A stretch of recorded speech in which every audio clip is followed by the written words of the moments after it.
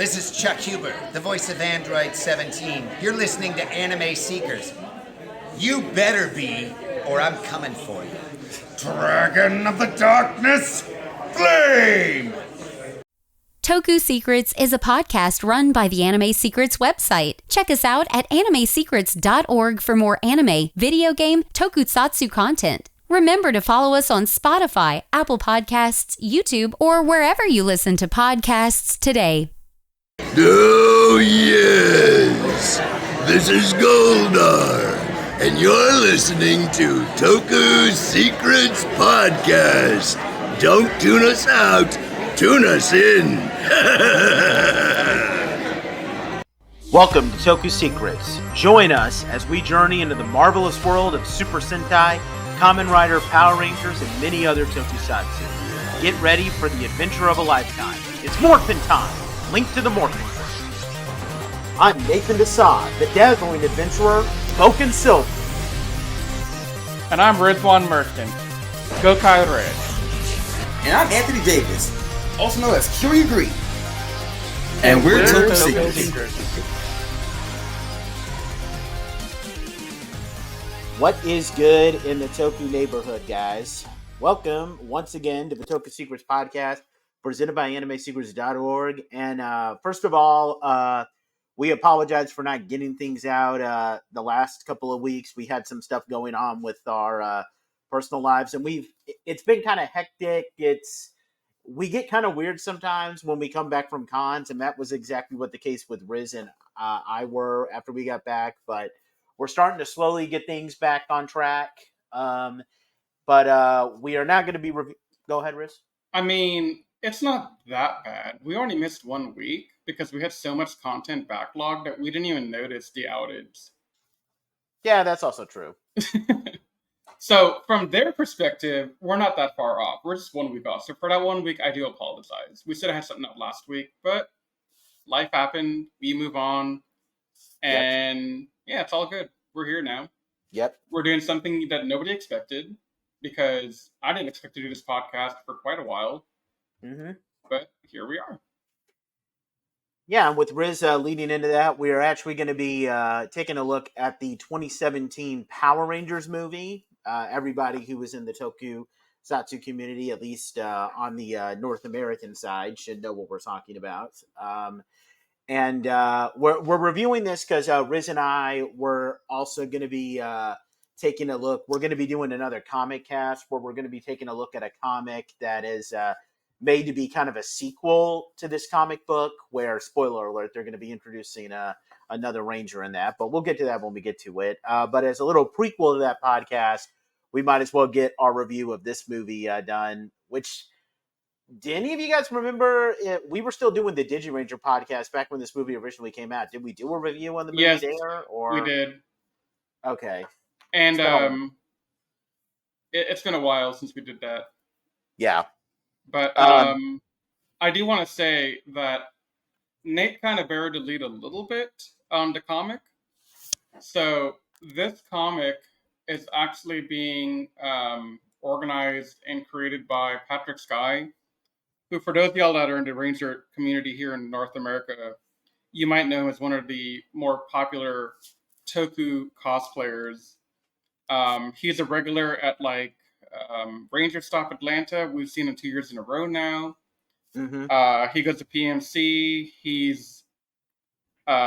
was also really close to Jason David Frank before his death. So this project, the comic that's coming out next week that we're going to be talking about, it's a very special thing because it's basically fulfilling another one of JDF's kind of things, because I think JDF had some interest in doing something with this, but he never got around to it. That's my understanding anyway. But at some point after we do the comic review, we'll probably ask Patrick to join us. When we were at Ranger Stop, Patrick was very interested in coming on the podcast after we were ready for him. So that'll probably be coming up as well in the next couple of weeks. So, hey, Toku Secrets is back, but we haven't forgotten about Lost Galaxy, but I'm trying my level best to forget. Yeah, we're going to be Yeah, we'll be getting to that as our next podcast. Well, after Riz and I do the comic, but we'll get to that when we get to it. So a little bit of a background on the Power Rangers movie. It was released in March of 2017. It was directed by David Israelite, who I don't know that many other big projects that David Israelite has done. I think he went on to do some stuff in other communities, but evidently he didn't really do much of anything else for the Power Rangers related stuff. We also, believe it or not, we actually got some pretty big names in this movie. We have Bryan Cranston. Bryan Cranston actually voiced a handful of monsters. I can't remember which monsters, but he did voice a couple in the original Mighty Morphin Power Rangers, and he his name was also used for Billy Cranston, the Blue Ranger. He's best known for playing the dad in Malcolm in the Middle and the main character in Breaking Bad. We have former Saturday Night Live cast member Bill Hader as the voice of Alpha 5. He also voiced Fear in the original Inside Out movie, not the sequel, though. I mean, he's been in a bunch of things. He's also pretty hilarious, by the way. And we also have Elizabeth Banks. Everybody knows who Elizabeth Banks is.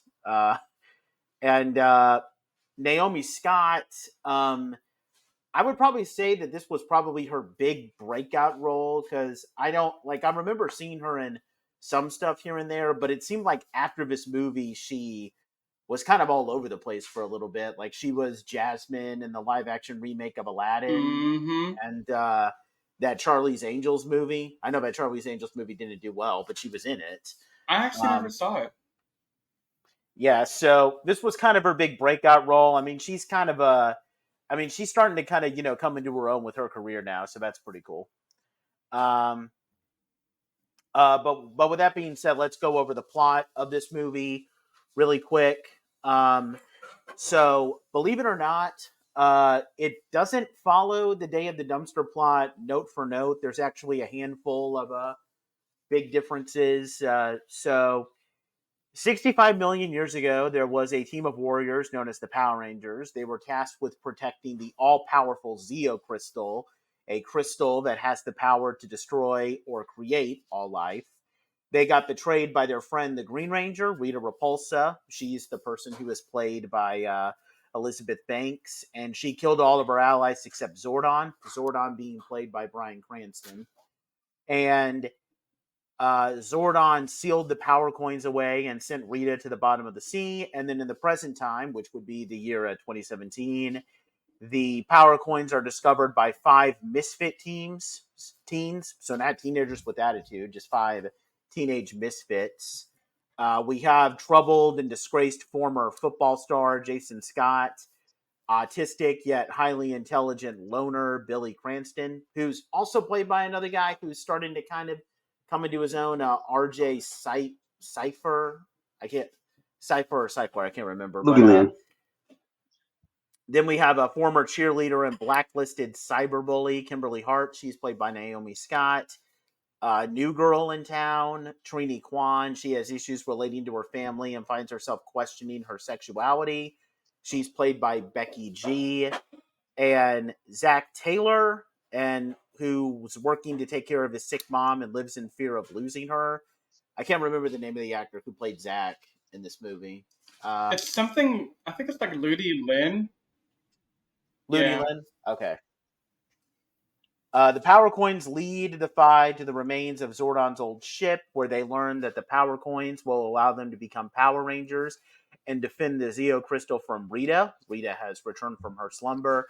And while Rita is going around trying to collect gold to create her ultimate monster, Goldar, the new team goes through intense training as they attempt to gain the ability to morph, all with no success. Then they go through many trials and errors, and eventually they have an encounter with Rita that results in Billy being killed.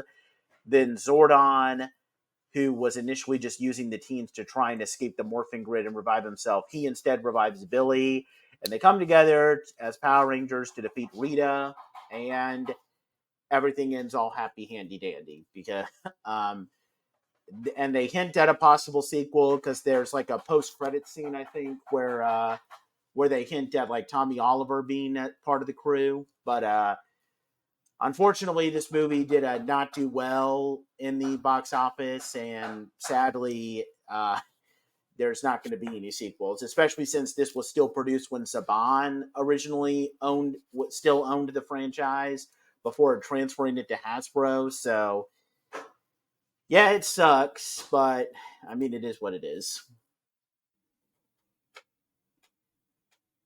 So, yeah, what do we? So yeah, we obviously got a lot to unpack here with the movie.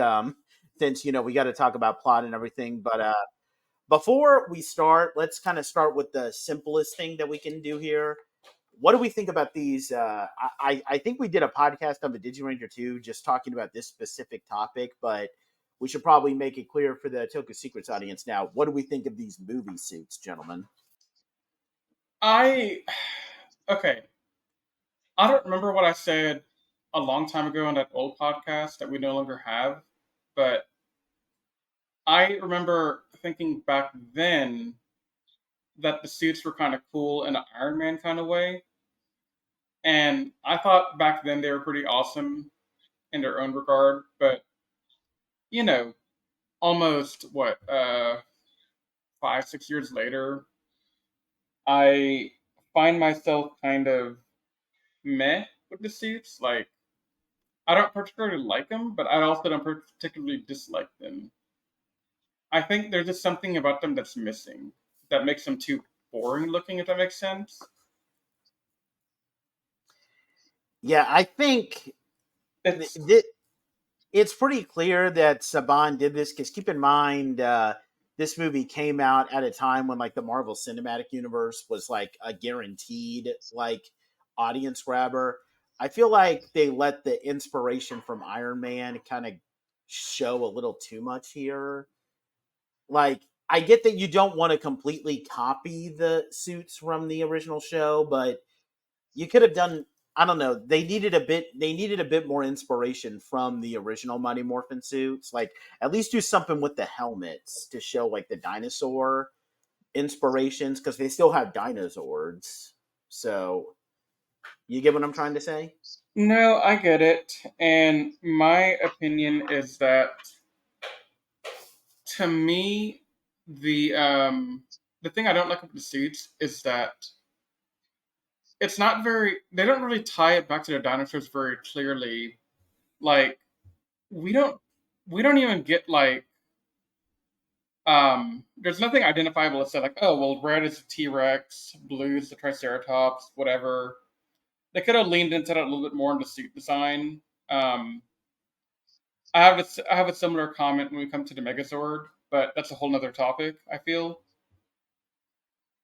so. I just feel like the suits were very lacking in that they didn't really pay as much homage to the dinosaur part of it as much as they did to like, hey, here's some power suits.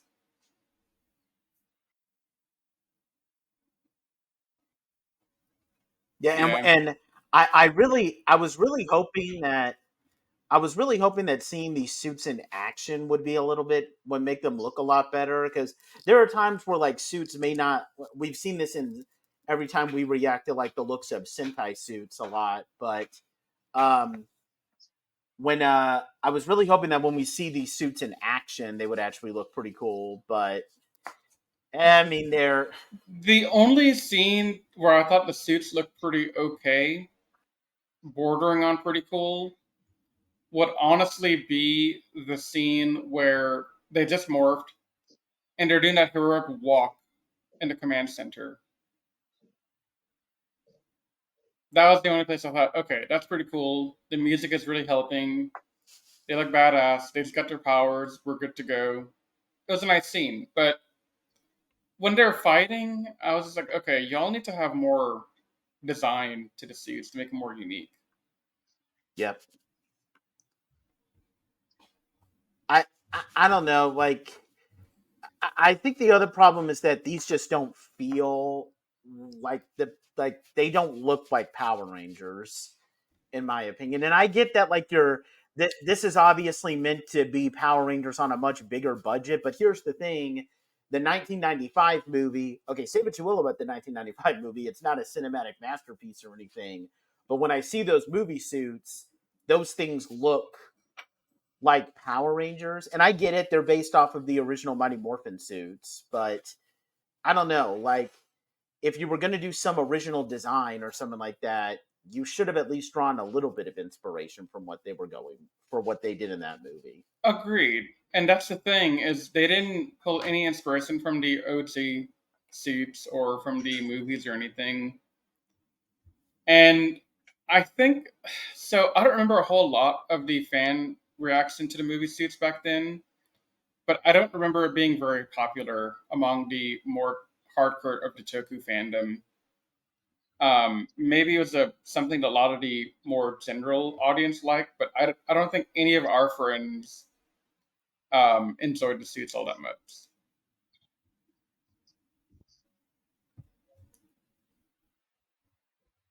So, yeah, those are my 2 cents on the suits. Yeah. But honestly, if I'm being honest with you and to give you a little preview of my opinion on the rest of the movie, if this is one of the worst things in the movie, I'm okay with it.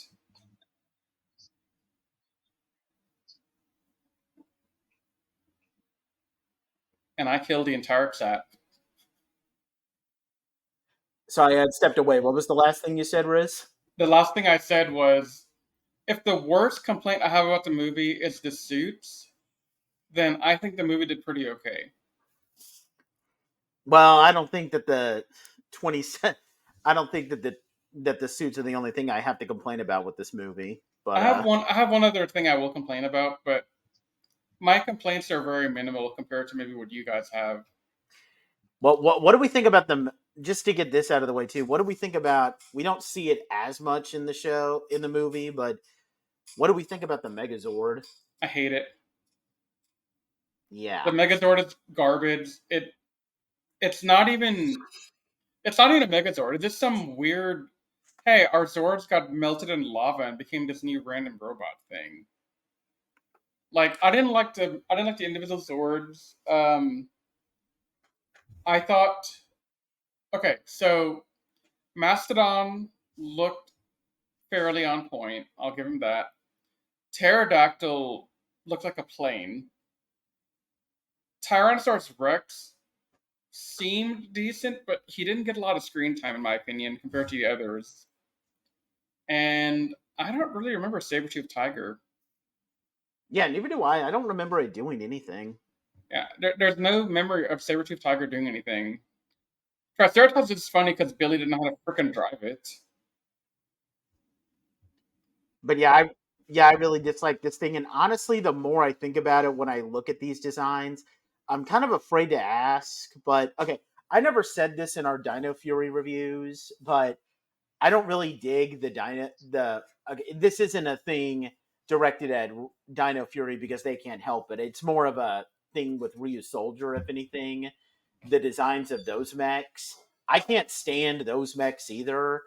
And the more I look at like the 2017 Megazord, I kind of get the feeling that I don't know. Sometimes I get a little too much of the vibes from like the um the Dino Fury Megazord. I can't remember what it was called in a Ryu Soldier because I haven't seen Ryu Soldier yet, but they look a lot more alike. Like they don't actually look like big, bulky, like badass looking mechs. They look like just some giant regular robot with like just some adornments or something. And I'm just kind of afraid, like, Toei, did you get too much inspiration for Ryu Soldier from the 2017 movie? Because that's not something that should inspire you.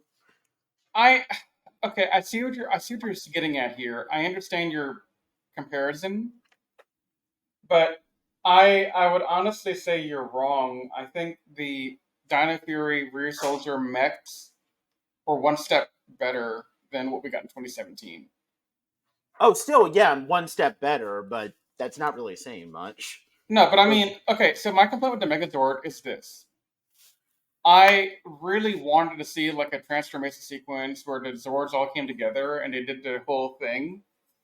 That would have been pretty cool, but we didn't get that. At least with the Rhea Soldier Dino Fury mech, you can see the individual Zords on it. You can't really see that on the 2017 movie Zords.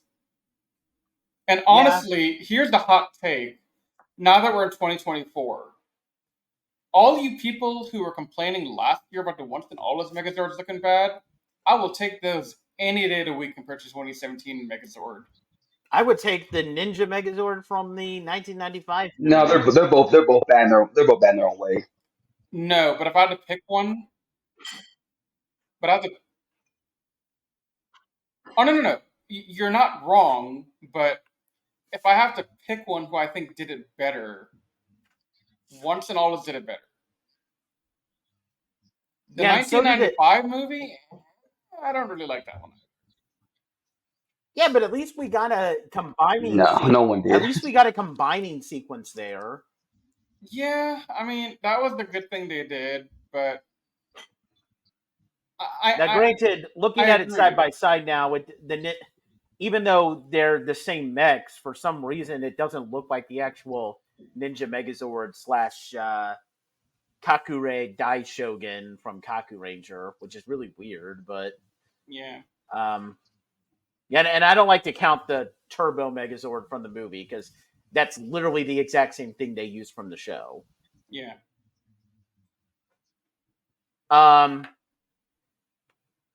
But yeah, let's talk a little bit about now that we've just kind of talked about some of the more like visual stuff, we should talk a little bit more about the story. Well, Anthony, did you want to add anything about the suits or the Zords? Oh, I hate both of them. Okay, fair enough. All right, so now let's move on to just talking about the plot of the movie, just giving us, giving some overall thoughts on that.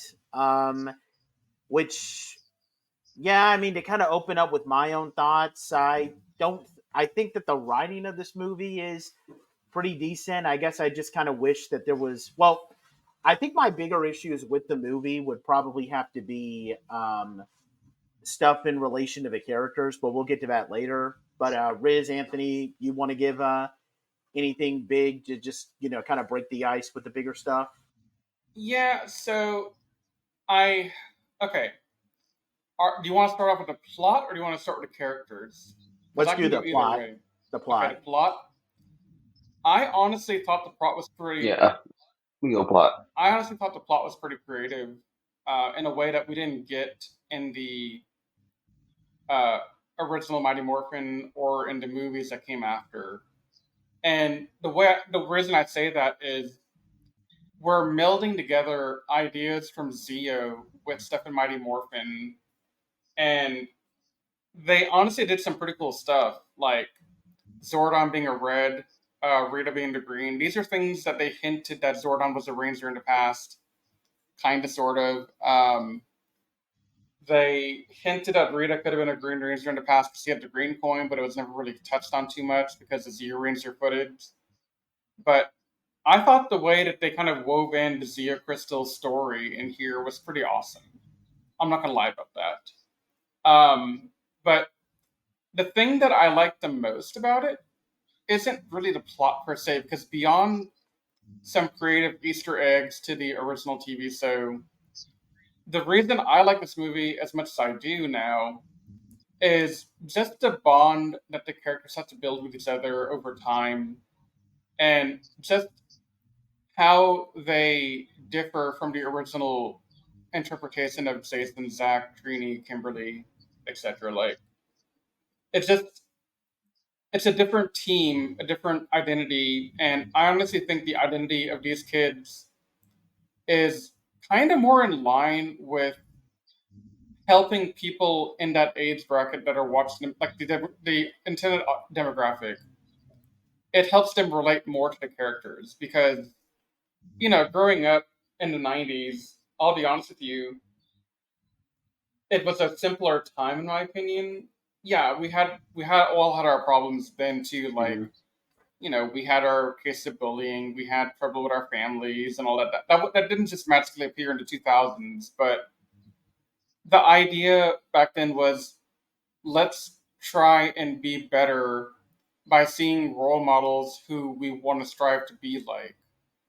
But as you get more into the 2000s and 2010s, which is where this movie is, the focus of the media turns more to, hey, here's a character who is more like how you feel right now. And here's a guy going from being in your shoes, not knowing how to go through life, through dealing with this colossal event, and coming out the other end much better for it. So, somebody can see, hey, I'm autistic, Billy's autistic, I could relate to that. Or, Which is hey, exactly what I did in the right, movie. right. Or, a Trini being questioning her sexuality. How many kids do you have now who are more openly able to say, hey, I think I might be gay, I think I might be trans, I think I might be whatever, whatever their thing might be, whatever they're questioning. So having that representation is also pretty powerful to me.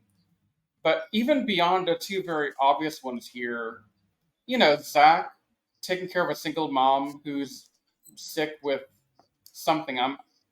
My headcanon is he has cancer. Yeah, Um, probably. that's something that is also very relatable to certain demographics of people who don't have two parents to help support, and they have to make that hard call to say, hey, I'm going to stay home, not go to school because I need to take care of my family. That's not something we talk about in this country, but it's still a very prevalent thing that's happening in a lot of lower income families out there.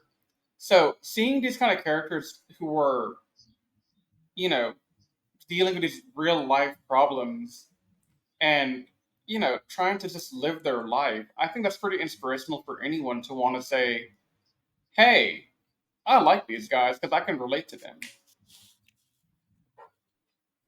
So I think that's the strength this movie has, is they try to make it more meaningful to the 2010 era of like movies and how we live our lives in this society. Yeah, I agree with that. The big thing though is that I feel that, well, for some of these characters, I feel like Jason, Kimberly, and Billy's dilemmas are addressed pretty well. I wish we got more focus on Zach and Trini because honestly, I'll remember what Zach has to do with his mother, but I really wish that, honestly, I feel like Zach gets the least amount of screen time as any of these people. He And did. I really wish that they emphasized Zach's story a whole lot more. But the other problem that I have is I get that the movie is trying to convey the bond that they have, but I really wish that that was focused on a whole lot more. And the perfect example to bring up something that we were just complaining about earlier is the stuff with the Megazord, where the thing that happens with the Megazord is that the Zords get all pushed into fire, and then oh look, cool, our Zord's on fire, and they just got combined into the Megazord. I really, in a better writing type of movie, that would have been the Megazord being able to combine, the Zords being able to combine into the Megazord would have been a great way to showcase how much they've grown together as a team. Because here's the thing, as bad as Jew Ranger was, at least Jew Ranger was trying to give the idea that the debut of Daijujin was about Geki bringing them together as a team. It was poorly conveyed and it was bad writing, but at least the idea was there. I wish that they used that idea a bit more effectively for the debut of the Megazord, because that, even though that thing looks still god awful, it would have been a much more epic debut for it. Yeah, true. I can see that. I I kind of think that they they didn't have enough time. If this is a TV show instead of a movie, they would have knocked it out of the park, in my opinion. But because they had a limited amount of time, they had to cut out some of those interactions that we were all looking for. Yeah, I mean, I feel, I don't know, because the problem with this type of movie is not just that you have these five characters and you have to show their backstories, but then there's also the dilemma of you have to set up Rita and like occasionally show what she's doing too. And that might work in it. I mean, let's be honest, this kind of plays out a lot like a stereotypical comic book movie where Yeah. our heroes discover their powers and 90% of the movie is them like figuring out their powers, but then we also have to cram in a villain story. But the problem with this one is that you can get away with that with like a Spider-Man movie because what you have Peter Parker going around graduating from high school discovering his spider powers, and then meanwhile Norman Osborn is doing his own thing and then becoming the Green Goblin. But you have five heroes that we have to focus on, each with their own individual backstories. That's really hard to cram into one whole movie. I think the intent here was to focus on Jason, Billy, and Kimberly first in this movie, and then give some more attention to Tommy, Trini, and Zach in the next movie. Because they were planning to make this a like movie franchise. I have read somewhere in an interview they had like plans made for like 4 movies or something, maybe 3 movies. So Yeah. I think this was the unfortunate after effect of them canning the sequel project when they shouldn't have. Mm-hmm. Because I think if you look at it in this way, I it makes sense to me why they would have given less screen time to 2 characters because they might have balanced it out next time with more screen time for them. Yep. Because this wasn't meant to be a standalone movie. It was never planned that way. They all just assumed they'd have more to go with, and that's why they introduced this concept of Zeo Crystal. That's why they introduced the concept of Tommy at the end. They had full intention of going to a sequel, I think, and they were robbed of it. Yeah. And which, by the way, before we start talking about the characters too, we should probably talk about this little subject then. And this is something to kind of, segue into that. Why do we think that this movie didn't do well? Because evidently the fact that there were no sequels, and from what I know, this movie, okay, it didn't lose money or anything, but it didn't really make the type of profits that Saban would have wanted to make. Like it cost like what, roughly like $100 million to make, and it only ended up making like 142 million. Okay, that's not, you're not losing money, but you're just barely breaking even there. So why do we think that this movie didn't do well? I think the movie didn't do well partly because okay, so for the fact of the matter is it didn't perform well in the box office. That's why we didn't get a sequel. Um, However, when you look at like why, I think it's just a combination of advertising, but also we were oversaturated with the Avengers and the MCU and all that. So how could it compete? Was this released around the same time? Like this might have been around when Thor Ragnarok was coming out, but I don't know. Um,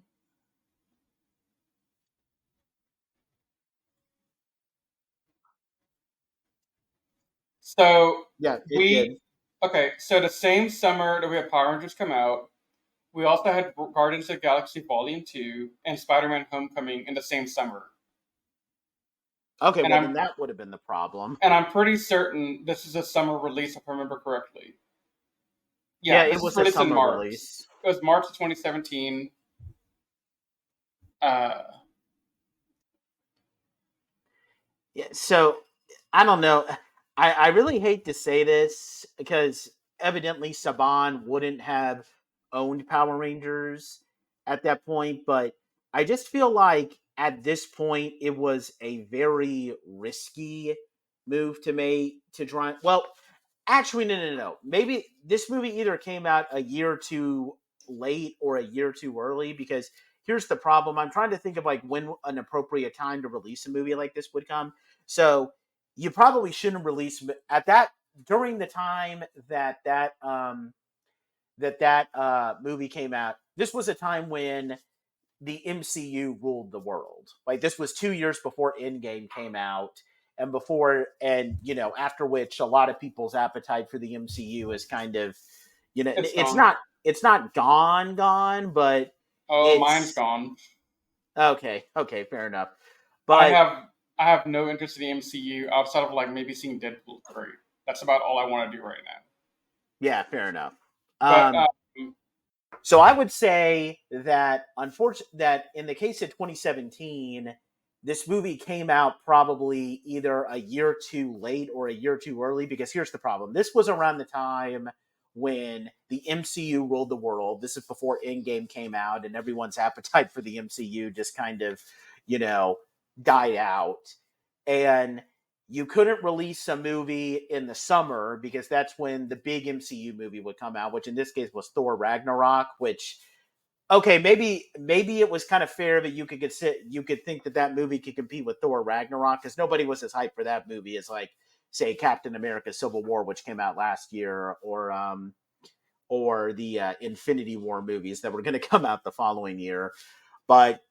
But at the same time, you also couldn't release this movie during the Christmas season because you have to deal with another MCU movie. And also, this was when the Star Wars sequel trilogy was coming out. And I know people have controversial feelings about The Last Jedi. Riz and I will be doing that on the Jedi Squadron podcast, which, by the way, check out that podcast if you haven't already, guys. shameless plug. Yep. But, no matter what people think about that movie, let's be honest. If you put the Star Wars and then the Power Rangers movie next to each other in the same weekend, the Star Wars movie is gonna win every single time. Yeah. So, but at the same time, I don't know if you could say that this. I don't know. I just feel like this movie. I give it credit for trying to come out at a time when the summer MCU movie would have been one that it could have reasonably competed with a little bit more. But because technically you could say it could have come out the following year, because there wouldn't have been a Star Wars movie for it to compete with. But during the Christmas season, I mean, not during the summer. The problem is that, so remember, this movie came out March of 2017, and typically there's a little bit of a gap. Yeah, that was a year later, right? If they're going to be doing a sequel, right? Like, Yeah. maybe a couple of months gap where they're trying to figure out their plan. But if you remember, Nate and Anthony, what happened on May 1st, 2018? What was that again? Saban sold to Hasbro. Oh, yeah, that's right. So my guess is, in the middle of the planning of the sequel, Saban decided to jump ship, sell to Hasbro, and Hasbro wanted to reboot it with another director, because they did have that reboot idea in the works, right? So, Yep. For them, they didn't want to continue what Saban already did. They just want to go on their own path. And now we're seeing that Hasbro just wants to more or less kind of just push the franchise. Well, okay, that's a different podcast for another time. Yeah, I mean, to put it succinctly, Hasbro is now trying to figure out what they want to do to the franchise as well, just like Saban was back in 2017, 2018. So, Saban had some great ideas, because if you look at the plans from the interview with Dean Israelite, he was saying that they were already talking about doing a sequel with Lord Zed and Tommy, and they had the possibility of really doing it because, the movie came out in March of 2017, and it seemed like it released on home media in July of 2017, and it was doing pretty well in the home media sales. So Saban was kind of promising. It had a promising prospect to do the movie, but then, I guess later on in the year, August, September timeframe, they started talking about selling, and as I mentioned earlier, they sold a year later. So it's unfortunate, I guess I would say. Yeah. But I think another issue that I kind of want to bring up, because this is something I got from Captain Midnight's little review. I think so. To kind of talk about, I think the best way to kind of compare it is to kind of look at DC's little failed attempt to start their own little cinematic universe. So the thing about the Marvel movies is that the Marvel movies started off with a really with the first couple of Marvel movies were very bright, they were very colorful, and they were very lighthearted movies. Like that's one of the reasons why everybody loved Iron Man, because Iron Man had, was bright, it was colorful, and it wasn't afraid to throw in a bunch of jokes here and there. And sure, it dealt with heavy-handed stuff, like with the stuff that Tony Stark goes through, but it was a very lighthearted type of movie. I think the issue with this movie is that it tries way too hard to be angsty and level and heavy-handed right from the starting gate. And I get that these are teenagers and you want to see them go through problems, but you can handle that in a more with a better direction. Because the issue that I have is that this movie is really lit and edited. It looks more like a film that would belong in the DCEU than it would in the MCU. If they just took the more bright and the bright and lighthearted tone while throwing in the heavy-handed stuff, this would have worked a whole lot better. Yeah, definitely. And I don't know, the more I look into the history of when this movie came out versus what other movies are coming out, I mean, they had a 2-month gap from when the Power Ranger movie came out and when the first of the 2 Marvel movies came out, Guardians 2. So The first of the 2 it's not Marvel like they were in movies? direct competition or they're in a summer competition with the movies that are coming out in the summer. Yep. The only other thing I can think of that would limit the sales of movie tickets and viewership is the rating of the movie. This movie is rated PG-13. And so a lot of parents wouldn't take their smaller children to go see the movie because it's not meant for them. Yep. And Power Rangers has historically been meant for the younger audience, 7, 8-year-olds, whatever. That's where a lot of people, that's where a lot of fandom is at that point, Yeah. I feel like I don't know. I really would have liked it if to just kind of wrap up with this plot thing. What I think they probably should have done is they should have taken a more lighthearted approach. Not necessarily to make it a PG-13 movie, because I mean all of the MCU movies are rated PG-13. I just feel like if you gave it more of a direction that gave it the feel that this is going to be more of an MCU movie, not like an MCU movie, but give it the feel of one of those types of things. Maybe parents feel more comfortable with taking their kids there, and people will like it a whole lot more. Because let's be honest, if you have the more joyful and lightheartedness and a very bright and colorful type of movie, people are going to be like, wow, this is a really fun looking movie and I really want to watch it multiple times, as opposed to what we get where Angel Grove looks like just some everyday town that even the movie is often going to be telling us, yeah, this is a boring town. Nobody wants to live in it, which, I mean, nothing stood out about Angel Grove in the show, but you could have made it a really interesting looking city. So, I mean, yeah. Even in the audio drama, going back to that real quick, Angel Grove was not anything special there either. It was just a place where Kimberly and Tommy lived and a place where the rest of the team moved to for college. Yeah. I mean, there's nothing really spectacular about it. It could have been anywhere. Yeah, but you could have made it look like a better world that people would want to live in. Like when I see the MCU and the direction and the bright, lighthearted nature of it, that's a world that I want to live in. Yeah, but I think the intent here was to make something for the older audience and the older fans, which is why they went PG-13, is because I think Saban wanted to keep the mainline franchise stuff that we know and love and we've podcast about regularly for, the lower demographic, like the younger demographic. But then they probably want to make something for us, the people who grew up with the stuff and they're now young adults or adults in our case. Yeah. So I could see the idea here to go in two paths: one for the younger audience, one for the older audience, and it could have been fine. I don't know. They could have just kind of tried to bridge that gap a little bit more. Like, I don't think that them trying to appeal to an older audience is necessarily a bad thing.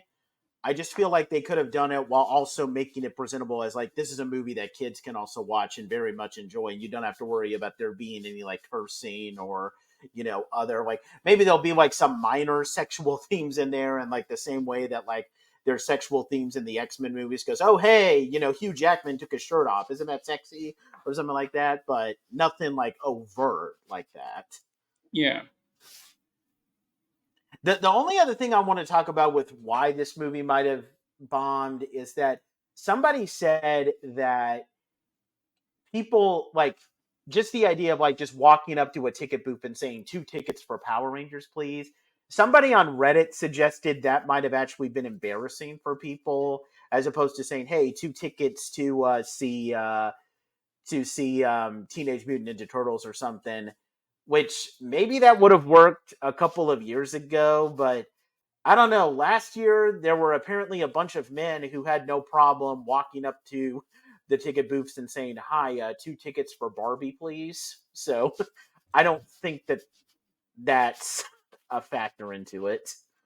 I think the Barbie thing is a whole different dynamic though. In general, I get what you're saying, but I think the idea of Power Rangers and the way it was advertised for us back in 2017. So prior to the movie coming out, the entire identity of Power Rangers was meant for kids, grade kindergarten up to like 5th, 6th grade, maybe middle school at the latest. Whereas they advertised Barbie as something more in the vein of the feminist movement, and was something that girls felt that girl power to go see it because it was like it's a big deal. And that's all part of the campaign of advertising it. Yeah. Well, Power Rangers, we didn't really get that. And they could have done it. They could have done something where they said, "Hey, so similar to how Barbie had the girl power thing going for them, here's a movie that features you.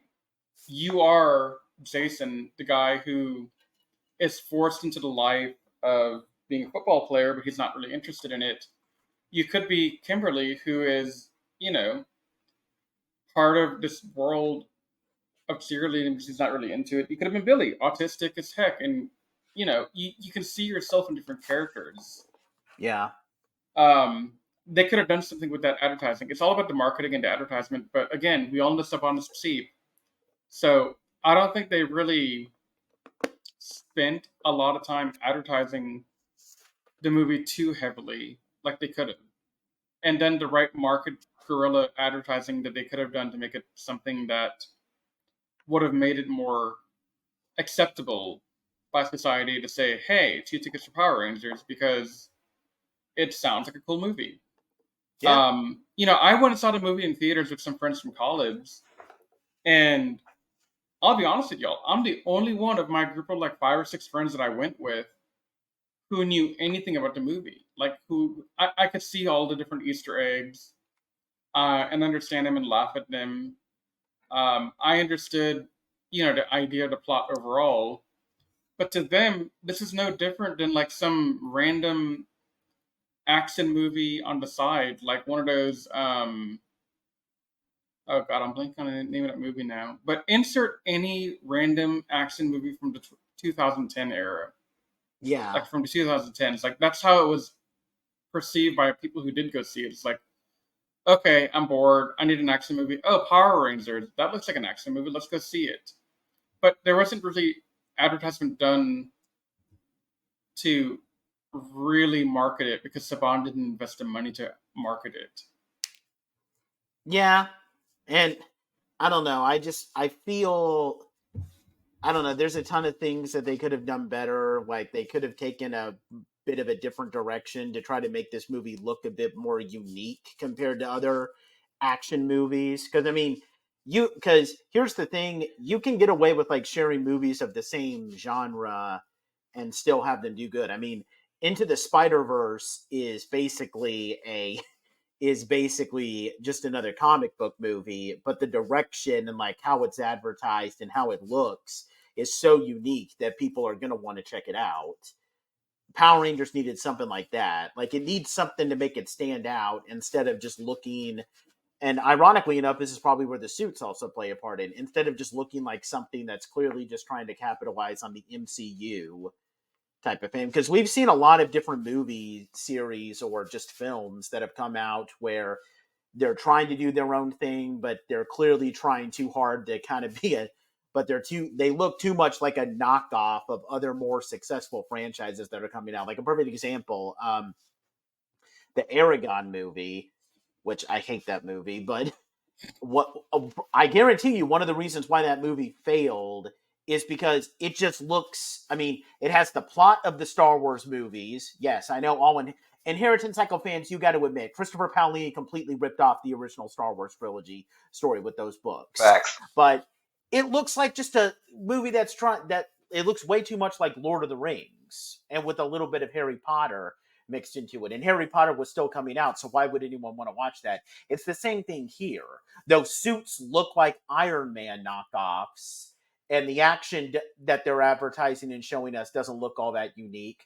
Why would I watch this when I can just go watch the MCU?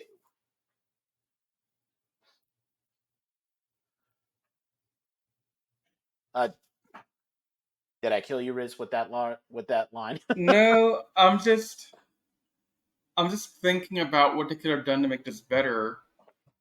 And I agree with you. You want something that makes you feel excited to see the world. Like when you're Yep. talking about the MCU movies and Iron Man, you're like, oh, this is a pretty cool world. I want to live here. And the way they made the Power Ranger movie, it didn't really have that. I agree with you. It didn't have that because Angel Grove was kind of boring. But to me, this all really comes out to be like you needed more advertisement, you needed more um, goodwill among the fandom to support the movie. And Yep. knowing our fandom, I hate to say it, but our fandom sucks when it comes to stuff like this. They see the bad suits and they say, "Nope, we're not going to support it. It's not our Rangers. It's not our team. It's not something we recognize or acknowledge." So they're not going to bother. Um, and so that also hurt it a lot. Yep. You know, if they had taken the '95 suit design and made it more modern for like 2017, I think the nostalgia would have been there for that. And they could have gotten away with having this more edgy cast of people with these more real life kind of stories, you know? Yeah, definitely. It's all about the suits and how you sell it, because the Megazord and the suits, I think, are the thing that really killed the movie, in my personal opinion. Yeah, I definitely think that played a part in it. Yeah. Again, Saban, we understand that like you were kind of being mesmerized by the MCU success, but you don't have to make the Iron Man inspiration for the suits so blatantly obvious. Yeah. But yeah, let's move on to the more character-related stuff with the villain analysis. What do we think Anthony, you about? want to add anything first before we move on? Yeah, sorry about that, Anthony. Okay. So, okay. Kimberly. What made you think that we, as the audience, even me, even you guys, would think that leaking your friends' private pictures would be a good idea? And you want to be seen as the victim when clearly you're not? What's up with that? And then have the nerve to get on, like, because there was a scene in the movie I remember very, very vividly. There was in the Megazord, they were in the Zords. Two of Kimberly's friends, one of the ones that she, did that awful thing to, Some debris fell on one of their cars. They scream, and Kimberly goes, "That's what you get." What did they do? They weren't doing anything to you. You did something to them.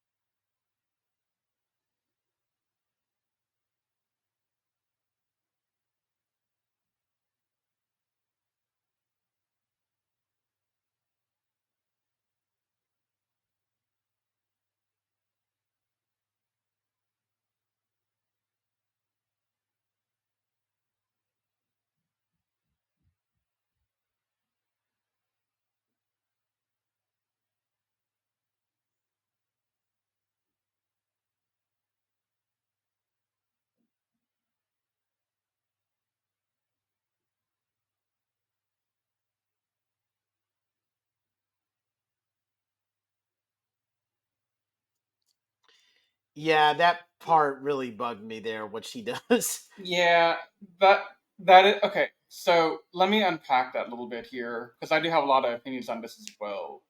A lot of it I agree with you, Anthony, but a lot of it I also want to give my own perspective because I think it's a little bit different in how you see it. So I never saw Kimberly's act of leaking the private stuff as her trying to play the victim card. I saw it as her being honest and saying, "Hey, look, I'm not a good person. I don't want to tell you what I did and why I'm in detention because I already have my I already know what I did was wrong. I admit it. I understand it. Um, so she felt that guilt throughout the entire movie, and that's why they couldn't bond. Is because she didn't let them in. And I'm gonna steal some inspiration that I heard from another podcast, the Power Trip with Nathan Marchand and Michael Hamilton. When they did their movie review, they talked about this a good bit too, and this kind of feeds into an overall thematic with the characters as a whole, but part of why they couldn't morph for the entire movie is because they weren't connecting with each other at all, because they were all so different people. With the cast from the original TV show, most of them, if not all five of them, were friends from before the TV show began. Like, maybe they weren't like best friends going out and getting like drinks at the juice bar together every afternoon after school, but they were friendly, you know. Jason and Zach were best friends. Kimberly and Trini were friendly to each other. Billy was trying to become a martial artist under Jason and Zach. Like they all had that connection, you know. They all felt that sense of belonging together. But these guys didn't. And for most of the movie, Kimberly didn't let anyone in, and you're kind of left wondering, well, why? What did you do that was so bad? And then you see, okay, you are actually a bad character in terms of like you did a really bad thing. Yes, you are at fault here. That was never in contest, in my opinion. I don't think she ever tried to say, "Hey, I'm the victim." Well, I would She say just she said, only felt like that due to how she reacted when her former friends got tapped with that debris. That's the only reason I see even remotely even brought that up because her reaction. "No, I Yeah. agree. That scene with the rubble, I don't understand that scene. What were they doing there?" But if I take that scene away and I look at the rest of what they gave for Kimberly, I don't see a person who's a victim. I see a person who did a really bad thing, and they're showing some level of remorse. Maybe not entirely. Like they show remorse for what they did to that girl, obviously a little bit. That's shown in the movie, but I see the remorse more in the guilt of not wanting to let her new friends down because she felt if I don't tell them what I did, then they won't know me for who I really am. And that's the big thing about this movie is you have to accept people from all walks of life and you have to accept yourself for the good and bad. Kimberly and Jason are proof that this cast were not good people. It's just the fact of life right here. Like they were not good. They were not good people in terms of story. Like what Well, they I, did, I you don't know. necessarily say that they were bad people because Jason specifically says you did some bad things, but that doesn't make you a bad person. No, no, I no. feel like, I don't mean that she's a bad person. Like she's not like a villain, but yeah, she made some bad choices along the way. That's what I mean. yeah, but I'm cool with that too because Yeah, these people are teenagers. Every teenager does a bunch of stupid stuff. right. And you know, leaking the private photos—that's a step too far. But honestly, a lot of a lot of teenagers do stuff like that. Look at Snapchat for God's sake. Look at like how prevalent texting and you know stuff like that is nowadays, especially in the younger generation with the kids. Yeah. It's a real problem if you look at news articles and all that. It's a thing that parents are dealing with. So putting that in the movie, it it kind of helps to give a frame of reference. Say, hey, this is a bad thing to do. Don't do it. You know. Hmm. So I don't know. I think I actually liked Kimberly's story because it took a huge toll on her. Yeah, I Because definitely enjoyed that too. I think she did something really messed up, but I think her story was more compelling because of it.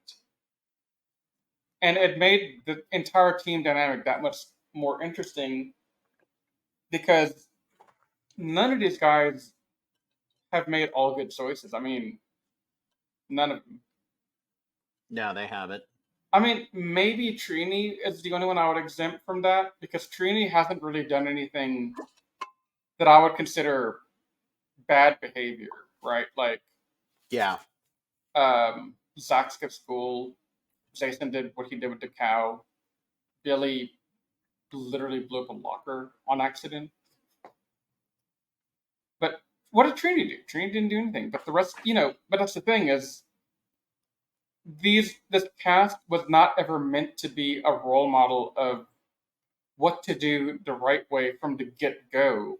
Hmm. It was a story of, hey, you're young, you're gonna make mistakes, but not all hope is lost. You can still come back from it and still try and do right by the world. And it also shows a way to connect with more people, I think. Like, it And shows that you can find friendship in the most unlikely of places. Because how many people, honestly, if it wasn't for Jason becoming friends with Billy by rescuing him because he felt bad for Billy, how many people would have become friends with him? How many people would willingly in high school go out of their way to be friends with the autistic kid? as someone who speaks from experience, not that many. Right. So, I mean, you know, I know it's a close topic for you. I don't want to make it awkward, but at the same time, it's the reality of what these kids went through in the movie, you know? And Hmm. I think it's a really awesome thing that they were able to portray this. How would we tier Kimberly among other pinks in this movie? Do we really have to tier them against, like, compare them to other pinks and reds and all that? Because Uh, I don't know if I could uh, really Well, do okay, that okay. here. I guess we could just give the characters a letter grade or yeah, something. Yeah, I preferred that. I don't want to compare them to other teams. Go ahead, Anthony. I mean, I wouldn't rank them like with other Rangers. That wouldn't be. It wouldn't feel right to me. I would rather just like grade them honestly. Yeah, I just Yeah, want go to ahead and rank grade them. him. Oh, Yeah, sorry about that. How would you grade Kimberly then? So I was waiting for the train to pass by because I heard it. I don't know if y'all heard the train passing by. I heard it. I'm trying to think what I would rank her.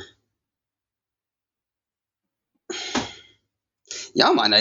Y'all Just might give not her a even. letter Y'all might grade. not even like this grade right here. But I got to give her a C. Only because of the whole thing with like even though y'all explained, even though Rez you explained it, it just felt like they just didn't write her character well. Like if they had made it to where like she retaliated against if she okay, let's say let's do a scenario.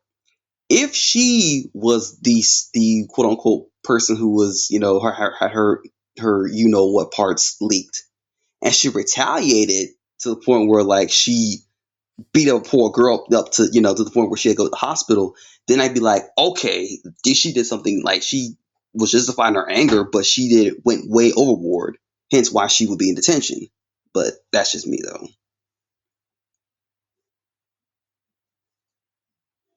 What would you give her, Nate? I'd probably give her. I'm going to be a little bit nicer to her and say that I'd give her. I'd probably say a B plus. She's not like, I kind of sided a little bit more with you, Riz, on like the feelings on her character arc. I just I don't know. Again, this is something where she's kind of a little bit harder to. I feel like some people would find her a little bit harder to relate to, because I don't know many people who could say that like they were. I don't know. Some teenagers might actually do that stuff and then still feel no remorse. So she might be like the least relatable of them, but I still think she's a good character. Just maybe needed a little bit more refinement. So I'm saying a B plus. Anthony's not going to like me very much right now, but that's okay. No, it's fine. I mean, you want to give her a higher number, that's fine. I mean, a higher ranking, that's fine. I'm just saying how I feel. So, no, I get it. And so I honestly, I think next to Billy, she's basically the heart of his team in terms of like the connection that she forms with everyone. Because in the beginning, she's the one holding everyone back. And she's the final piece, aside from Billy dying, to really bring them around. Like, those two events, her finally being open with everyone, and then Billy dying and coming back to life, that's what got them to trigger into morphing. And Yep.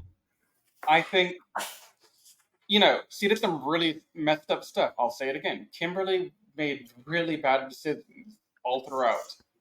But she was definitely the most interesting character to me because of that journey she went on. And to me, it's all about the journey and where you go. And I think by the end of the movie, if we ignore that one stupid scene that you mentioned about the rubble, I think she was on the path to redemption. And because of that, I want to give her an A. That's fine. Like I said, I'm just feeling how I feel. So don't feel bad about your score because I disagree with you. That's not what we're here. Yeah. Okay, so to kind of just give a little bit of a structure for these next couple of character analysis, let's we're each going to go over. I'm going to bring up the next character, and then each of us can give our general review and letter grade of them, since we now know how we want to rank these characters. Yeah. So we already did Kimberly, so let's do Jason next. Who wants to go first on Jason?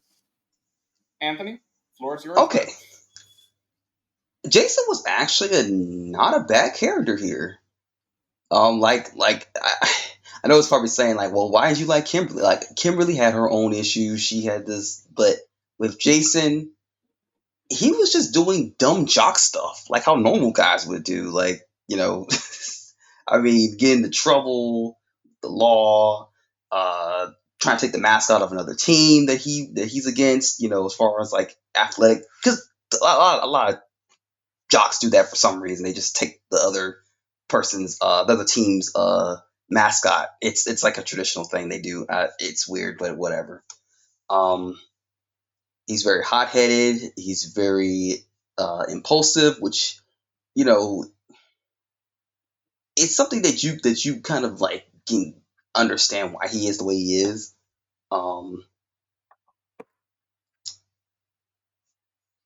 And I like that he, without even like nobody even asked him to do this, but him to stand up for Billy really did, like, it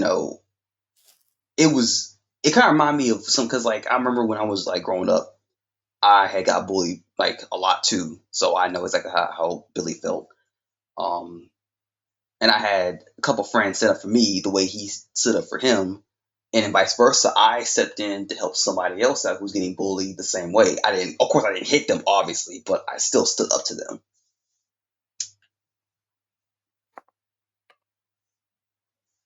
Yeah, fair enough. Yeah. What So letter grade do you want to I give kind him? of want to give him a B plus. Maybe close to an A. Okay. Maybe A B plus to almost A. okay. Yeah, So I'll go next, Nate, unless you want to. yeah, go ahead. So Jason to me is another interesting character in that. So in my opinion, I'll just say it right now. I think the movie really was about Jason, Billy, and Kimberly and their struggles more than anything else. And when I look at Jason's character, Anthony scratches the surface, in my opinion, of this guy. He's a typical jock. He does stupid jock stuff. Cool. But when you take away the jock stuff and you look at why he's acting out and doing all that stuff, you see a guy who's being forced into a life that he didn't necessarily want. He didn't want to be a football player per se. He didn't want to be, doing the scouting and the college thing and all that stuff. Like maybe he wanted to go to college, but not for football. That's a valid thing. People can want to do that. And he may not know, like most people in high school. I mean, I'll be honest with you guys. In high school, I had no idea what I wanted to do really with my life. I was kind of just, you know, I told friends, yeah, I want to be a lawyer. And I was like, yeah, I want to be a computer scientist, but I didn't really know. And it took me a long time to figure out where I wanted to go and what I wanted to do. It took me a long time to figure that out. So I feel a lot for what Jason went through. Um, I never did the things he did in my attempt to find my way, but I definitely respect what he was trying to do. And I'll be honest, I saw a lot of myself in him, even though I was never a jock and I never did stuff like that, because I could feel that search for what is your place in the world? What is it you want? So that's my opinion on Jason. Yeah, he's a hothead. Yeah, he made some stupid mistakes. And but see, when he found the command center and he found Zordon and Alpha, he felt he found his calling in a way. So he wanted to step up. He wanted to fight because he felt like he finally found what he was meant to do in the world. And he was the one that said, "Hey, I'm gonna come back here tomorrow at 4 o'clock to train. I don't know about the rest of y'all, but this is what I'm gonna do." He stood up for himself and said, "Hey, this is what I want." And he could say that with confidence because he'd been looking for that the entire time. He just didn't know it. So I think that's pretty awesome to me that he was able to do that. Yep. And I'm going to also give him an A for that. Yeah, Closer to an A plus though. Yeah, I'll make it mutual and say that he's an A character. I mean, he's a very relatable type of person, and I think Riz pretty much just said everything that does him justice. Mm-hmm. Pretty cool character. I don't really have much else to say. Yeah. Um. So you want to move on to my main man, Mr. Billy Cranston? Yep. Sounds like Cranston. Yep.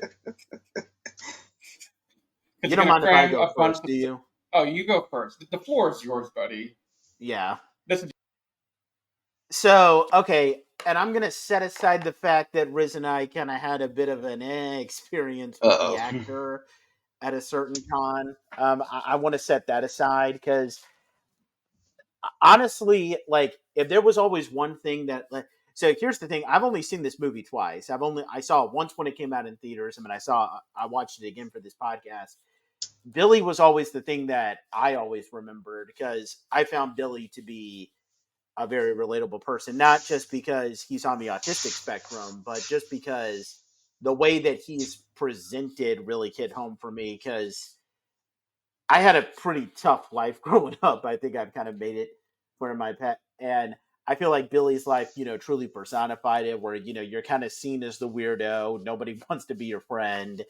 In my case, I was literally so I don't know. I was literally so much. Well, in my later years of high school, I did a little bit better, So did but I. like for a little while, I was that kind of person where you know you tell this person that your friend likes them, so that that person will ask you out. It's a little joke because just the thought of being seen with you would be embarrassing for you. One of those really cruel jokes. Which, yeah. By the way, anybody who does that, that's messed up. Never do that. That can be traumatizing to people. But with that being said, yeah, I found that to be um, you know, really relatable with Billy, and I feel like they present him really perfectly. Where he's a nice guy, but he sometimes doesn't know boundaries, and he can sometimes go and talk. You know, he can talk a lot, and sometimes try to overcompensate because he feels like he's being a little too weird, like a self-aware autistic person, someone who's aware that they're autistic and they're afraid that they're going to weird people out. That scene where he's talking with Jason a lot, and Jason is saying, "Billy, we're cool. You don't have to explain anything." That was really relatable to me, and just the way that and the fact that he dies and everyone kind of comes together around him, with Jason saying that like Billy loved them all. That is particularly big because as someone who didn't have many friends growing up and kind of now tends to appreciate that he has friends and send some some texts that have a little, I don't know, it sounds like you're, I don't know, Riz and Anthony have seen me kind of express stuff in a bit of a too heartfelt way where I'm afraid that it's weird, but they think that it's perfectly fine. You're our Um, friend. Please It's stop. all good, buddy. Nathan, we love you. Shut the hell That up and part. continue Thank you. podcasting. Couldn't say yeah, that I better know. myself. No, but Yeah, because you're not me. I just find all of Billy's mannerisms to be extremely relatable, like way more relatable than like any Sentai character or Power Rangers character. Now, so yeah, I he just really stood out to me. Just all of his mannerisms and the fact that like the one thing that he tells the Rangers when he thinks that they're all going to die, when Goldar's about to push them into that fire pit, and he says, "Thank you for being my friend." Like Oh Billy is yeah. just perfect in my opinion, He and is. that is why I give him an A Oh, plus. same here. Again, like Just FYI. I mean, I it almost kind of makes me wish that this had been Billy more in the main series because I and that we got more of an expansion on him. And I don't want to say that like I necessarily like him better than like other characters that I do legitimately relate to, like Boke and Silver or something like that. But to some extent I do, but they're two different mediums.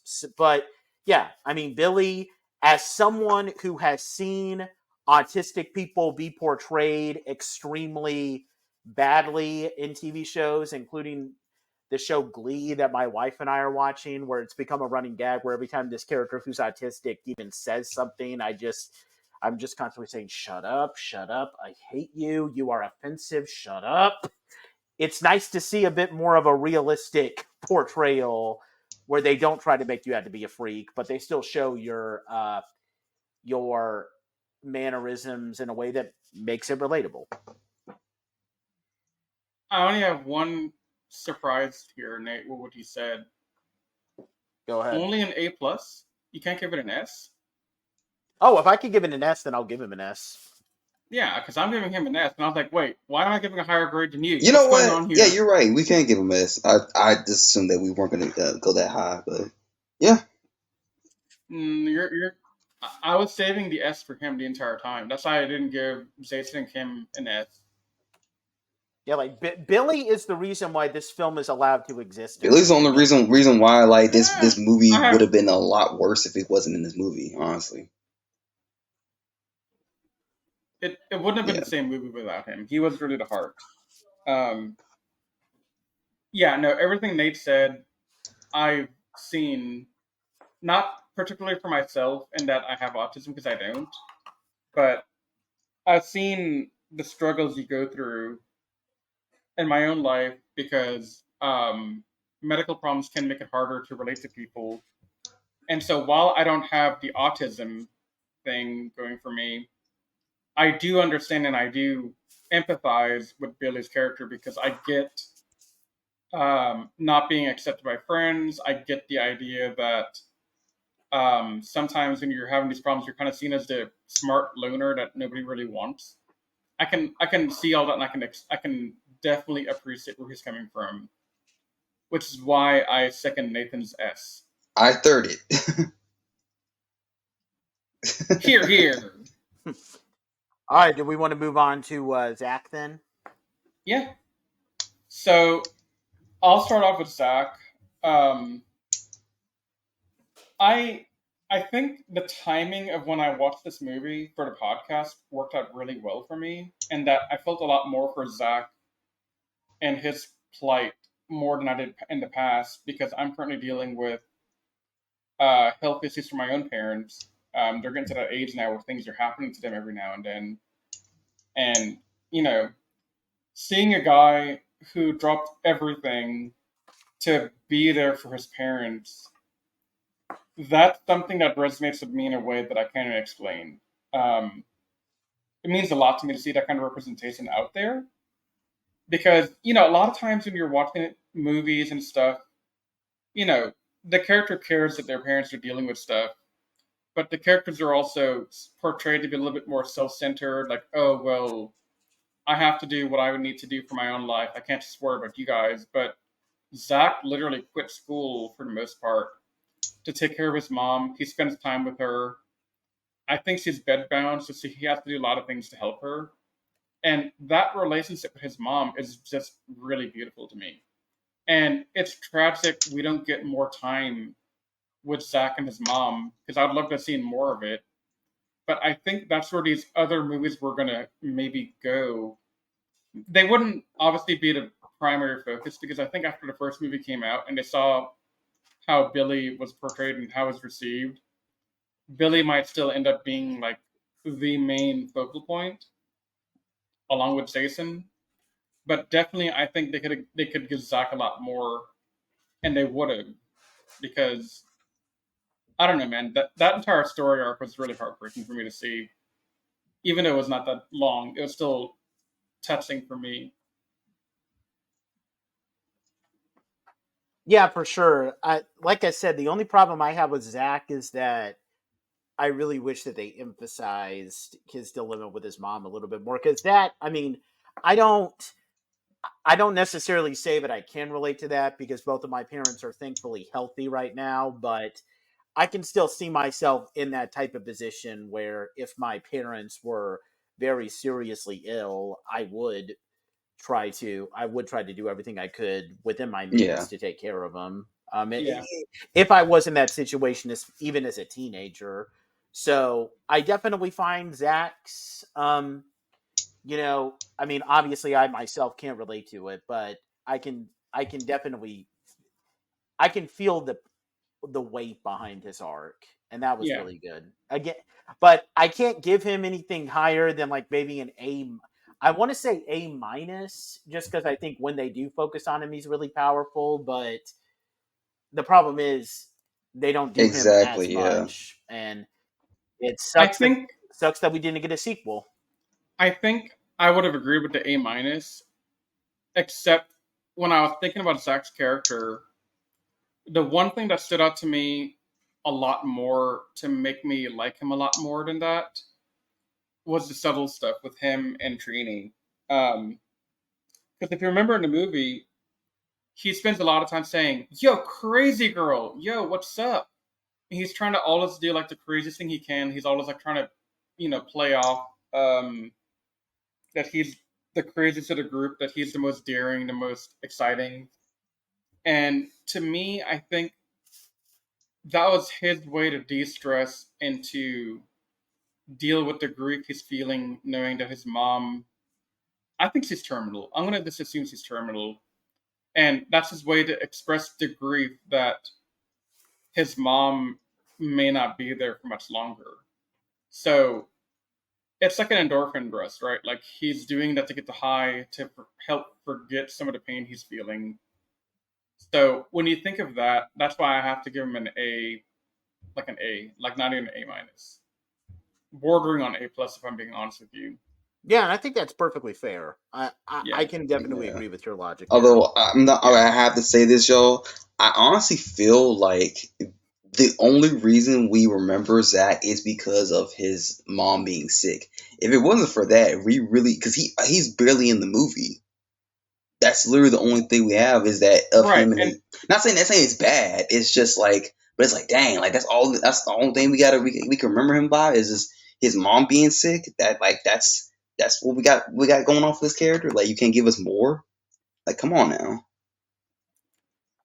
I mean, they could have given more, but I I think mean, there's limits about yeah, like what, a 2 and I hour long understand movie that. or It's something. just like the thing about some of these decisions is that like even if like what no, all I was Yeah, go saying was ahead. Yeah. that if you're doing a movie, you got to do it to the point where you think that this might be the only movie you make, and if you get a sequel, cool. But like, I think the problem with it is that you have to make a movie where you don't necessarily need a sequel, but if you get one, that's great. You know, don't try to set up sub stuff thinking that oh you're gonna have a second sequel whatever because you're guaranteed a sequel, but you're not. You have to put your all into this one movie because you never know if you're gonna get a sequel or not. I think Yeah. that's fair. No, I think they definitely oversaw by not doing by not planning this better to be like a Yeah. standalone movie. So, no, I definitely agree with you on that. But what do you want to give Zach, Anthony? I think I'm gonna give him. Like I said, I'm only giving him this because of his mom being sick. I'm gonna give him an A, just for that alone. Okay. If it wasn't for that, Okay, fair. I would have given him a All right, straight up D. If that was the case, I would have given him the lowest number, the lowest rank, a D. Because other than that, he didn't really do much for me besides the carrying sick mother. I mean, all right. Let's wrap up with Trini now, guys. Trini was fascinating to me. And how was that? I mean, girl was literally doing yoga while listening to like heavy metal. Like it's like, huh, it's kind of cool.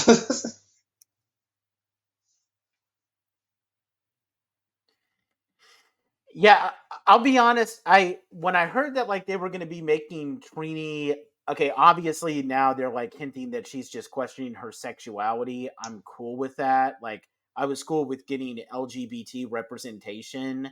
When I first watched this movie, I really liked that. But here's the thing. Then we got Izzy, and we got way better LGBT portrayals, and like literally everything that I was kind of wishing that we would have gotten with Trini in this movie, Izzy gave us, which is just another reason why Izzy is the GOAT, Green Ranger. Like I wish that we saw Izzy have a romantic relationship with someone, and she got Fern. I wish that we saw how this dynamic worked with her parents, and we got an episode perfectly illustrating that in the second season of Dino Fury, if I remember correctly. So, like, that's kind of taken a bit of a value from Trini from me. Trini is another character who sadly suffers from there not being a sequel. I feel like there's a good setup for a character here, but we don't even really see what her issues are as a character until midway through the movie. Like at least with with Billy, we figure out he's autistic pretty quickly. Jason, the opening scene on Earth, at least after we get that prologue with Zordon and Rita, we see what his issue is. Kimberly, we see her. One of her first scenes is her clashing with her old friends, and even with Zach, like we see that he's taking care of his mom pretty early on. We by the time we see what Trini is all about, the movie is already Hmm. almost over. And I don't want to take away because I feel like Becky G is doing her best in this role, but yeah, Trini I feel like is the weakest link in this movie. I I would agree with you. Um, that's why I've been kind of quiet about Trini, is because I definitely see like her struggle, but the questioning her sexuality was only allowed one scene, I think, with the parents Hmm. at the dinner table or whatever, and she told them, you know, hey, I found a spaceship, and her mom's like, pee in a cup right now, and she's like, what? Like that's the only time that she really had a chance to really explore anything Yeah. she's going through. But I will say, Becky G has an accolade that I do want to quickly honor here. So she has the honor, from what I understand, to be the first gay protagonist character in a superhero movie. There has never been a gay protagonist in any superhero movie prior to this one. And that's Yep. wild to me. Yeah. So I think, yeah, it's definitely here to stay. Her and Fern are amazing. But we cannot just undermine Becky G's role as the first openly gay Well, they or could have done questioning a. They gay. did, honestly, I can't say this. They could have done a better job of actually portraying that because I didn't really get that. Yeah, because I was Oh, like, 100%. okay, like Yeah. what? I was like, what? No, no, no. They should have done more than like that one scene, because this movie did a lot. Like Nathan just went on this great analysis of Billy's character, giving what is, in my opinion, the first positive autistic character representation in a superhero movie or in any real movie or TV show, period. But in the same way they did that for Billy and the autism thing, I think them doing a nod to her sexuality here was also good. And, when we were doing our interviews at Ranger Stop with Jacqueline and with Tessa, they both said the same thing. I don't know if it was on camera or off camera at this point, but when we were talking with them, they both said, why should the sexuality of the characters be a major focus? It shouldn't Exactly. be, because we're in 2024. It's part of our lives. It's part of the character's life. So if they're gay, what does it matter? So they interwove it into the story without making it a big deal, without making it Hmm. something shocking for the sake of doing it. And I think in the same way, they kind of did the same thing for her here in this movie, because they didn't, to quote the people I don't like on the other side of the political spectrum, they didn't stuff it down my face saying, "Oh, look, it's a gay person."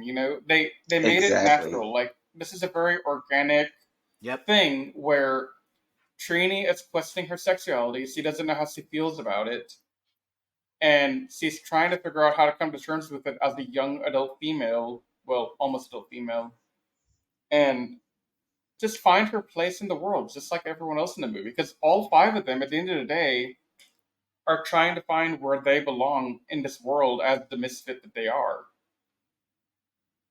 So, I think Trini and Zach are definitely the weakest links of the movie. But I'll end my character analysis part by saying I think all five characters are pretty fantastic overall. I'm going to give Trini also an A, just because of the impact, and also the fact that they didn't really make a big deal out of it, because they're trying to play it off as, hey, this is a normal problem that everyone deals with in the world. So why make it something much deeper? And yeah, I know they could have done a couple more scenes to really emphasize, and they should have, but I think for the first time getting it, I'm happy we just got it. Yep. That's fair. I I'd probably give Trini a B plus, just because, Yeah, again, I feel like she gets the least amount of focus, but she's still a decent character. Yeah, So I can't. I don't want to rank I'm her gonna give too her a B low. too because, like I said, she needed more work, more stuff to do. Was all, and like I said, it was the yeah, Jason, Billy, and Kimberly show. I I I just feel like, yeah. and we're gonna go. I'm going back to the audio drama. I think Carl Dutton would have done a fantastic job of directing this movie. I think if they gave Carl the skeleton of this movie and said, "Hey, you got an autistic kid, you got a kid questioning her sexuality, you got a kid that's dealing with a sick mother, and here's the rest of the cast. Go." Carl would have just knocked it out of the park. And again, I'm going to say it again. Hey, Hasbro or whoever's going to own the franchise next year, hire Carl Dutton to write the dang thing. Just give him everything. Right. He can handle Although it. I think what he will have to handle on is like he has to kind of like not really do the whole killing off people thing. Like that's the only thing they have to like. Hey, tone it down. It's still for the kids. Like you can still do your character stories and stuff, but just tone down the deaths, okay? Okay, without giving spoilers, Anthony, it could have been worse. And he also waited I know. 3 seasons. I know. It had I to know. happen at some I'm point. just saying. I mean, they killed Billy in this movie. Well, true, yeah. That's actually the only Ranger death that happened in honestly any franchise, but in the movie franchise, but even besides the shows or whatever, because either they die, they come back, Well, Kendrick died. And came back. Alex died, Right. came back, and came Billy back. died and came back. Yeah. Do we want to talk about Rita really quick? Yeah, I do. Why wouldn't I? Rita Okay, go ahead in this then. movie is really interesting. So, Rita is a very... Okay. I don't want to say that she's a typical villain in that she's boring, because Elizabeth Banks is not a boring actress. But in terms of like character development and motivation, didn't really get a whole lot. But dear God, Yeah. she's creepy. Like, she played a really good villain, but she was kind of softed in the development category, Yeah. in my opinion. So, it's a win-lose. Like, you win because she portrayed a really creepy villain in a really good way. You lose because she didn't really have a whole lot going for her. And dear God, do not get me started on Goldar. That was Yeah, I hated train Goldar. wreck for me. He had no face. Yeah. Like No. He's literally a gold golem. That's all he was. Yeah, I mean, the design of Goldar didn't even look that good. Like, people were making fun of the Goldar toy where it looked like you took an actual Goldar action figure that was made in the 90s, stuck it in the microwave for like a couple of minutes, and that's literally what Goldar looks like. It looks like you took a Goldar toy and stuck it in the microwave because you're one of those stupid kids that likes to melt toys. And that's the result of it. But it didn't melt the whole. So down Nate, the whole there thing. was a TV show and it came on Nickelodeon and it came on alongside this cartoon block called Kablam, right? There was a thing called Action League Now where they use like, a bunch of like it's like a parody of superheroes or whatever, and they use like actual like toys in the show. Tell me how it looked like Meltman, because there's a character on there that's named Meltman, who's like literally a melted off looking character or whatever. Tell me how it looked like that, but just giant and gold. Like you can go look him up. It's Meltman from like Action League Now, and that's what it looks like.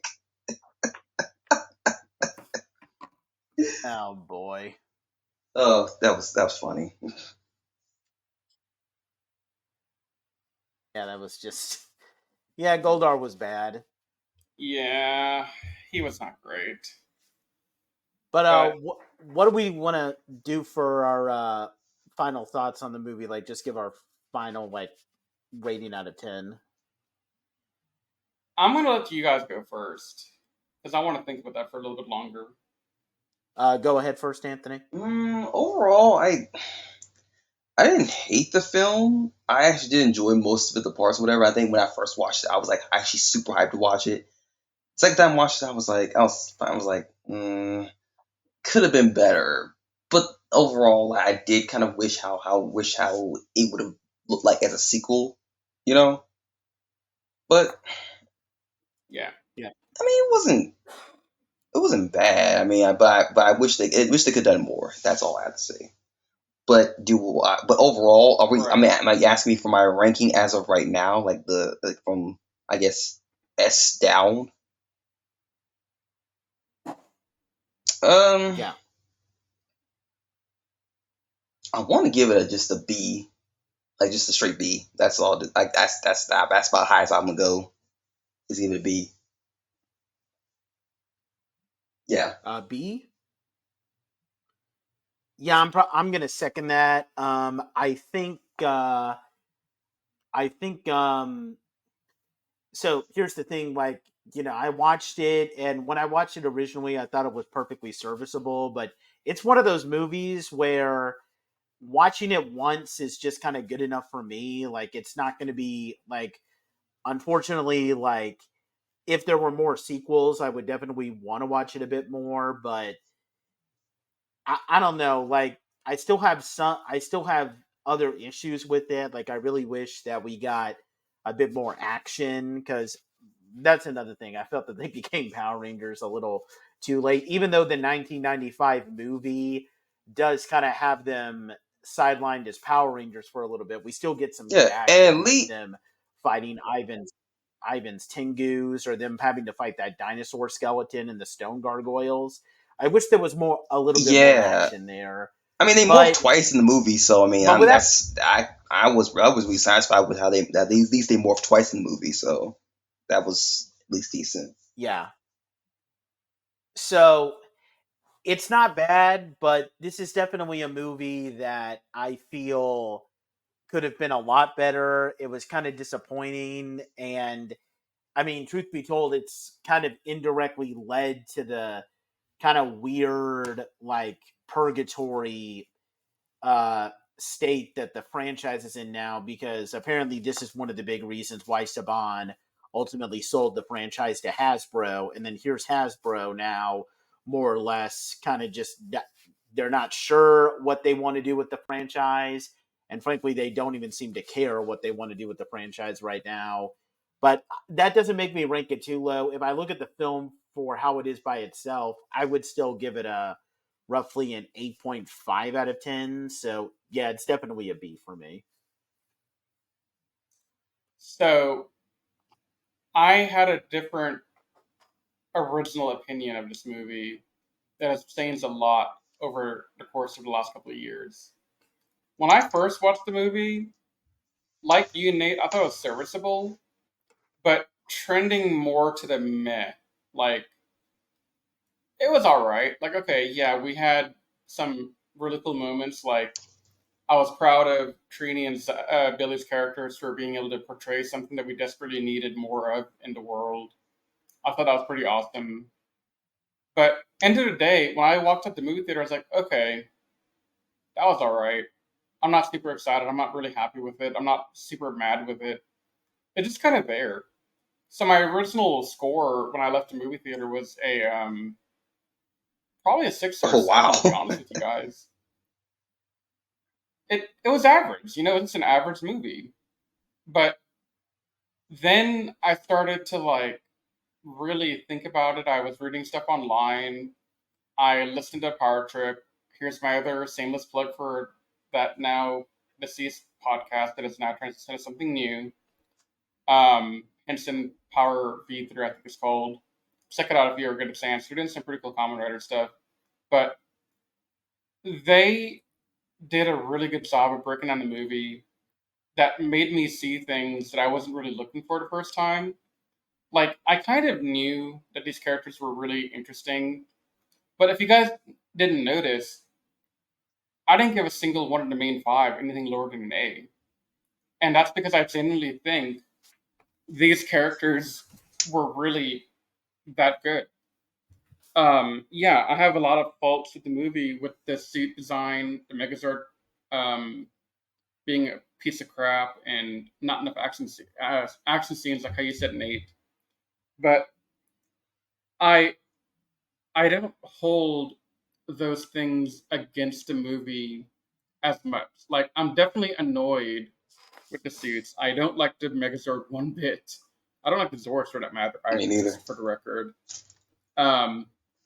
The fight scenes that we did get were okay, but I wanted more, honestly. And the thing that really kind of stood out to me this time around was the message of love and unity in the face of hardship. Like, these 5 characters all faced their own hardships. Some were stuff out of their control, like Zach and Billy. Others were kind of more under control, like Jason and Kimberly. Trini falls in the former category with Zach and Billy, by the way, with her questioning herself. But they all came out at the end realizing, hey, we may all be screw-ups, we may all be misfits, but that simple bond of friendship and love is enough to get us through the day. And now we have friends to help us get through the day. And I think that's pretty awesome that they can do that. And it's a good message to send to the audience back at home saying, hey, no matter what you're facing, it'll be okay. I think that's the big takeaway I took from the movie this time. And maybe I'm reading too much into it. But that's what I thought of the movie. I thought the general theme is pretty powerful. But I am still very aggravated with some of the smaller nitpick things. Like, for example, this is a small nitpick. It doesn't have any relevance on the grade or anything, but it's still something I do want to say once.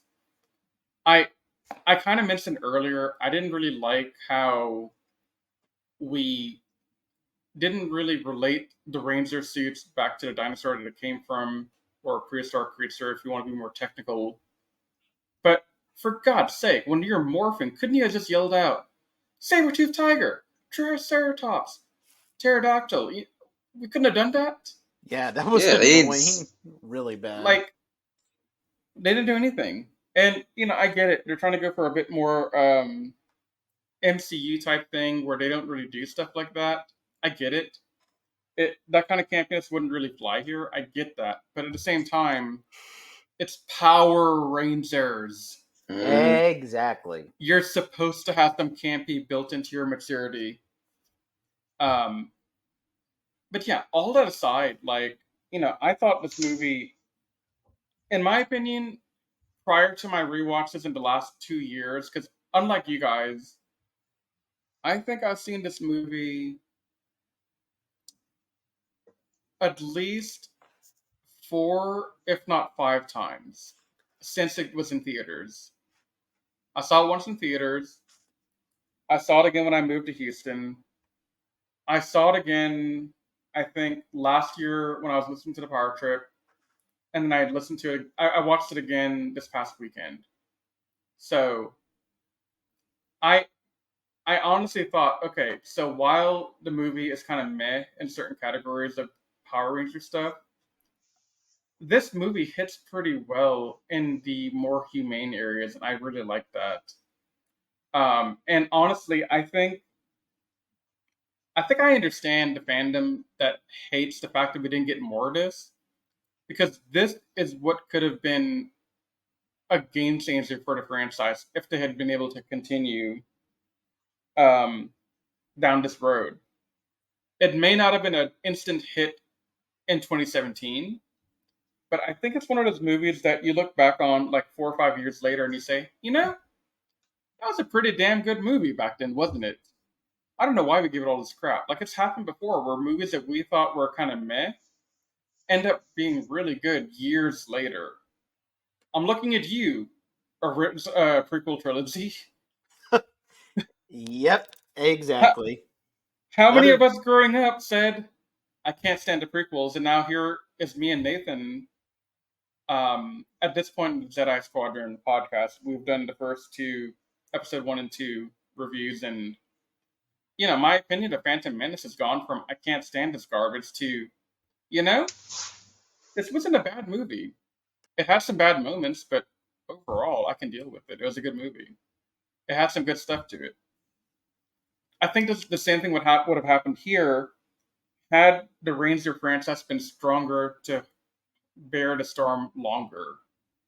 But unlike Star Wars, the fandom is more fickle. Yes, I'm agreeing with people that say that Power Rangers is a more fickle fandom than even Star Wars. And if you listen to our podcast on the Jedi Squadron, you'll know how much I dislike some of the Star Wars fandom too. So,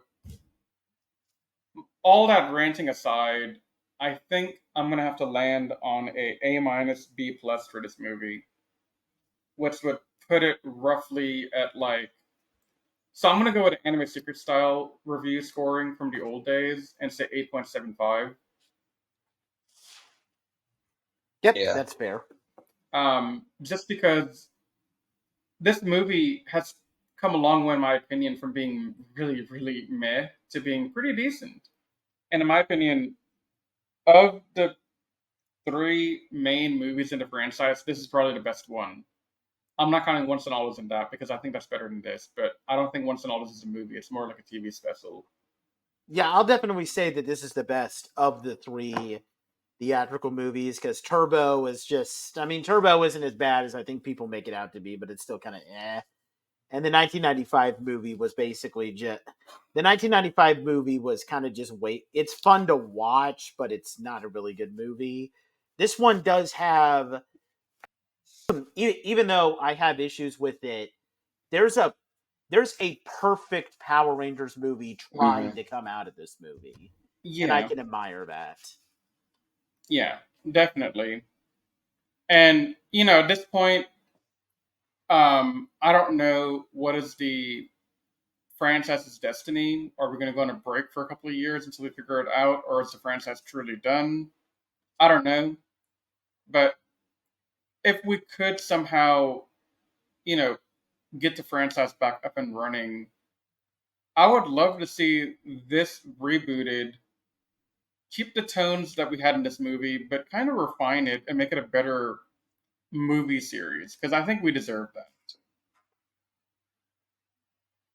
Yep. So, do we have any other closing thoughts we want to add before we wrap this up, gentlemen? I'm not looking forward to Lost Galaxy next week. I knew he was going to say that. He make it seem like it's Overdrive bad. Like, come on now. No. It's not Overdrive bad. I'm not gonna ever say it's Overdrive bad, but I'm just having trouble getting into it. No, and I got an idea because here's the thing: he started watching Lost Gal. Well, okay, I'll go into a bit more detail, but he started watching Lost Galaxy while I was in Pennsylvania and I was driving to go see my mom, and he started texting me, complaining to me while I was driving. So, yeah, I got an idea of how frustrated Lost Galaxy makes him feel. It's nothing like the rants I give on Overdrive, though. I promise you, Anthony. Or Yeah. the rants I give on Samurai or Ninja Steel, or Okay, Okay. Anyway, to I'll say, wrap I'll this say, up, I'll say, okay. go ahead. That's fair.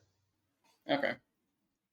Yeah. One way to wrap this up, we thank you guys so much for checking out this podcast. Again, it wasn't really something expected for us to review, but with the comic, Riz and I just decided to kind of review it on the fly. But all of our podcasts that we've talked about in our at the end of our previous ones are still very much on the table. We're going to be spending the rest of the month of August basically cleaning up what we have left. So we got to get caught up with Boom Boomger. We're going to be doing 2 podcasts that kind of cover the episodes that we've missed because we've kind of gotten a little bit far behind, but we'll still be able to catch up for you guys and continue reviewing it. And we're going to be doing Lost Galaxy, and then after that, hopefully by next month, we will be taking a look at our next Sentai Go Oncher. Go Oncher! Yep. So we got a lot planned for you guys. We're still very much here. We're here to stay, and we're looking forward to bringing some more good content out for you guys to close out the year of 2024. We still got a couple of months left, and we're still going to bring you guys a lot of great content. And we will see you guys next time when we review Lost Galaxy and when Riz and I review and do a little short podcast on the comic as a sequel to this movie. Be sure to check that out. But until then, bye for now. If you enjoyed listening to the Toku Secrets podcast, please check us out at animesecrets.org and follow us on all our social media pages such as Twitter, Facebook, and Instagram. And also feel free to check out our other podcasts, including Anime Declassified and the Jedi Squadron. You can also leave us any feedback you'd like to offer us directly on our website. If you're listening to this on Spotify or iTunes, we thank you so much, and please leave us a rating out of 5 stars. If you're watching this on YouTube, please subscribe to our channel if you're not already subscribed, and leave any comments down below, as we love to take the time to read comments left on our channel and give our fans, shout-outs. If you have any seasons of Super Sentai, Power Rangers, or other tokusatsu shows that you'd like for us to check out, please don't hesitate to say so in your feedback. With all that said, we thank you so much for taking the time to listen to our podcast, and we will see you next time as we continue our never-ending journey through the world of tokusatsu. But until that time, you all stay safe, we love you, and may the power protect you.